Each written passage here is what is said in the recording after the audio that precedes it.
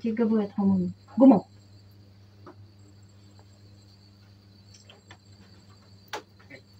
শোনো।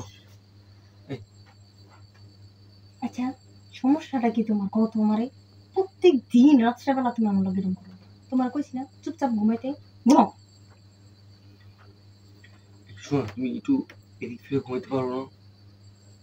আচ্ছা তুমি কি আমার ঘুমাইতে দিবা না? তুমি নিজেও ঘুমাইতেছো না, আমারও ঘুমাইতে দিতেছো না। আমি তো মানা করতেছি না, তুমি এদিকে ফিরে ঘুমাও, আমার দিকে ফিরে ঘুমাও। না অত ফিরাফিরির দরকার নেই, তুমি তোমার মতন ঘুমাও, আমার আমার মতন ঘুমাইতে দাও। কম রাইতে হয় নাই এখন। শোনো প্লিজ, শোনো। কি হয়েছে কও? তুমি এদিকে আসো না। না তুমি কও, আমি হতে আছি কও। তুমি বুঝো না কি বলতে চাই? এদিকে আসো প্লিজ, বসে আসো। ছাড়ো ছাড়ো ছাড়ো, যাও তুমি ঘুমাও, আমার আমার মতন ঘুমাইতে দাও, ডিস্টার্ব করো না।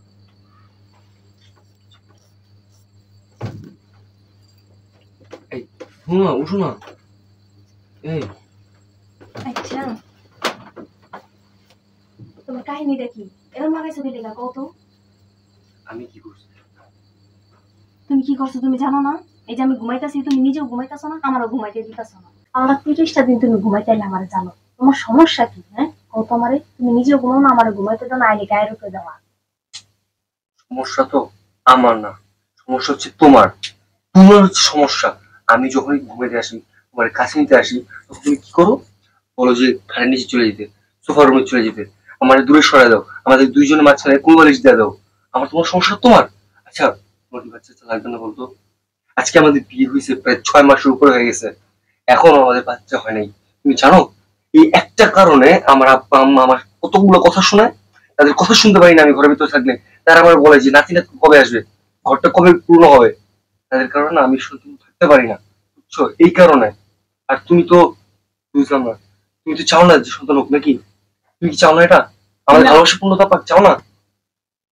না আমি চাই না, আমি এখন সন্তান নিতে চাই না। দেখো আমি এখন সন্তান নিতে পারবো না। কেন? কেন তুমি বুঝো না? আমার বডি ফিগার নষ্ট হয়ে যাবে তাই।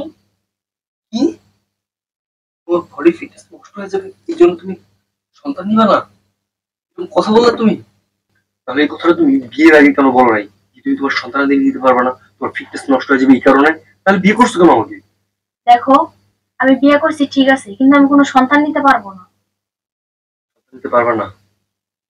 তুমি যদি সন্তান না নাও তাহলে আমরা কবে নিব বলতো?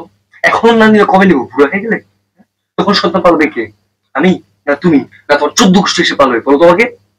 দেখো উল্টা পাল্টা কোনো কথা বলবা না, আমি যেটা বলছি সেটাই শেষ কথা। একটা কথা, তোমার সাথে আমার বিয়ে হয়েছে আজকে 6 মাস হয়ে গেছে। তোমার কাছে যখন আসতে তখন তুমি আমার সাথে কুকুরের মতো ব্যবহার করো। তুমি আমার দূর দূর করে তাড়াই দাও, বলো ওই ঘরে যাও, এখানে যাও। কেন? তোমার যদি এতই সন্তান যদি না নেওয়ার ইচ্ছা থাকতো তুমি আমার বিয়ে করছো কেন? সেদিন চিরকুমারী দিয়ে দিতা। হ্যাঁ? আর আমি আমার পরিবারের একমাত্র সন্তান, একটা মাত্র ছেলে। আমার বাবা মাও চায় যে এই ঘরে নাতকুর আসুক। তুমি যদি সন্তান না নাও তাহলে এগুলো বংশে বাকি চলবে কিভাবে? বংশে বাঁচে আসবে কিভাবে বলো আমাকে? বংশের প্রদীপ কে জ্বালাবে মানে? কেন? একটা সন্তান দত্তক নিয়ে আসলেই তো হয়। সন্তান দত্তক নিবে মানে? হ্যাঁ, সমস্যা কি? বিয়ের পর যদি স্বামী স্ত্রী কোনো সমস্যা না থাকে তাহলে সন্তান দত্তক নেওয়ার কোনো প্রশ্নই আসে না। তোমার তো কোনো সমস্যা নাই, আমার তো কোনো সমস্যা নেই, তাহলে আমরা কেন সন্তান দত্তক নিতে যাবো? কারণ আমার বডি ফিগার আমি নষ্ট করতে পারবো না। এক কথা কয়বার বলবো তোমারে?